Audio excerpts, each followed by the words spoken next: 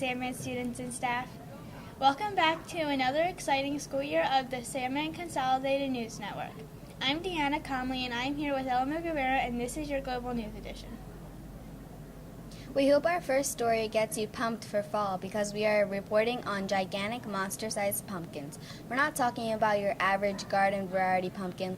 Last year's world record-holding pumpkin weighed in at a whopping 2,624.6 pounds. That's about the weight of 2 cows. With more on these hardy orange giants is Grant Reed in our Belgian bureau. Thank you, Deanna and Ella. For years, the United States has held the title for largest pumpkin.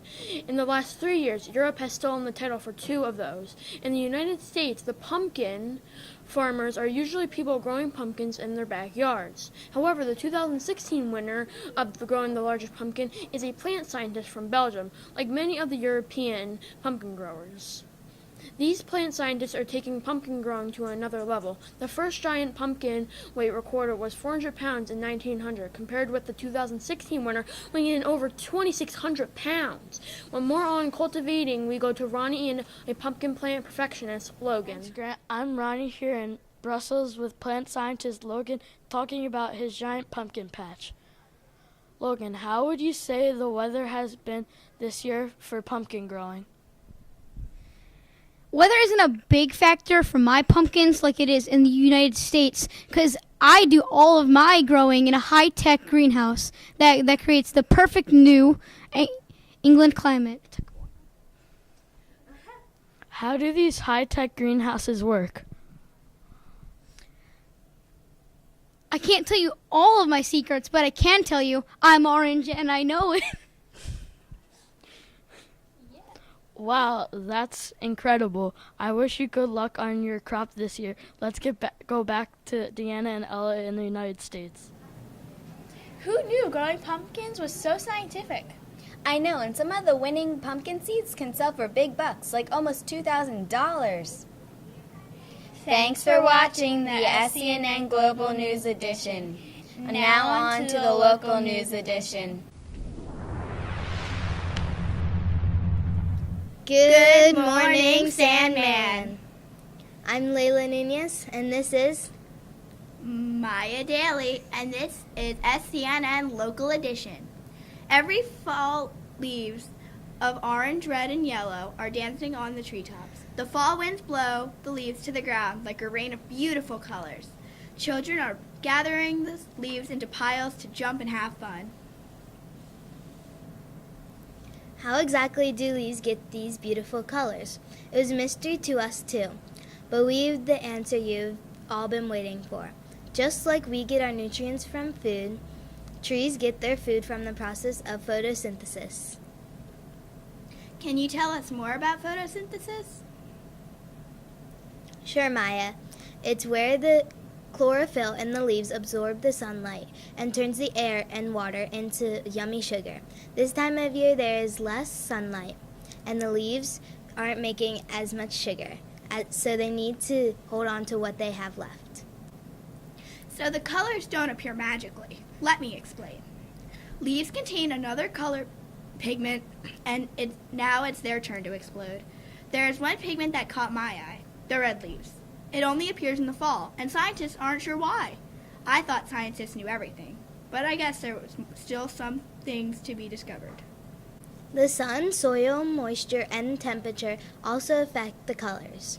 If you see a mix of all the colors, it most likely is a sugar maple tree.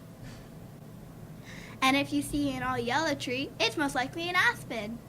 Now sending it over to Emily Barber to find out more about some local fall events. Hey Sandman, I'm Emily Barber on site at the Cape May County Zoo, here with local zookeeper Julian Fuel, talking about Boo at the Zoo, to be held on Saturday, October 28th from 10 to 2.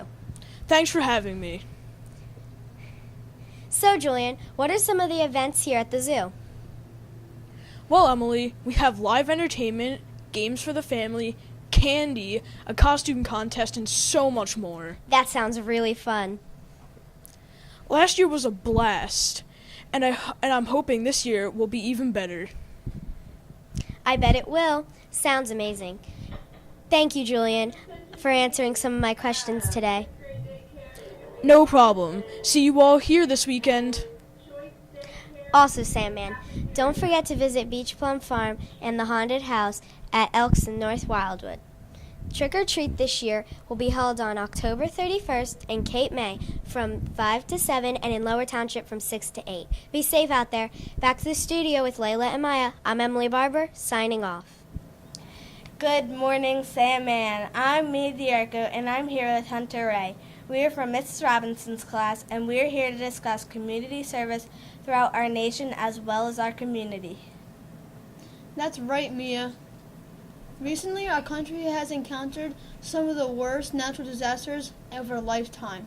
It's natural to want to help when people who are in need are suffering. As kids, we are often overlooked when it comes to helping those in need. I completely agree, Hunter. When natural disasters strike, help is absolutely needed, and there are many things we can do to help, even as kids. Our very own reporter, Gage Grossman, is on location with a Sandman student who has been giving back to our community for years, and now in the wake of Hurricane Irma has expanded her efforts to help others outside of our community. Hello, I am here with Mahogany Kelly. Mahogany, can you tell me how you became involved in community service? My mom suggested that we do something for the hurricane relief. I saw I had an extra book bags and thought other kids might too. I don't need them and others do. That's a wonderful contribution to our community and a great example to set to other kids.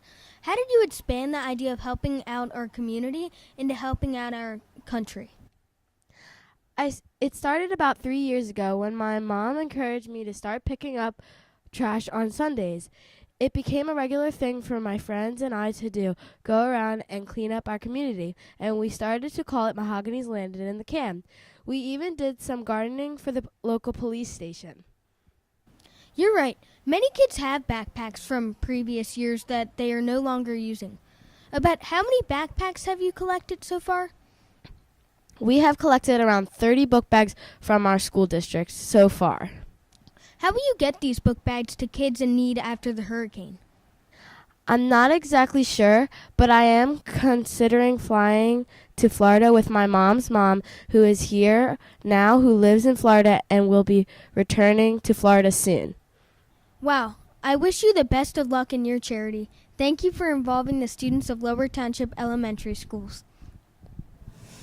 Thank you, Gage.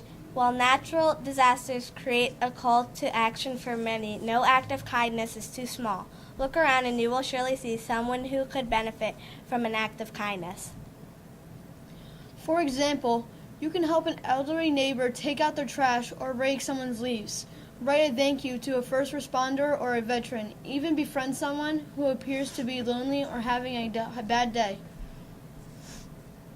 They are all great ideas. Students here at Sandman are all going to be involved in some form of community service. On location, we have our news reporter, JC Shivers.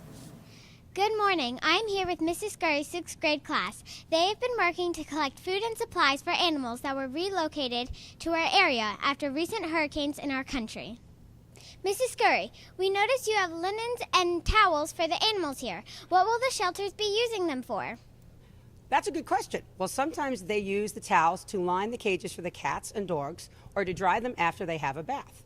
The towels do not need to be in great condition because sometimes they become so soiled that the volunteers at the shelter simply throw them away.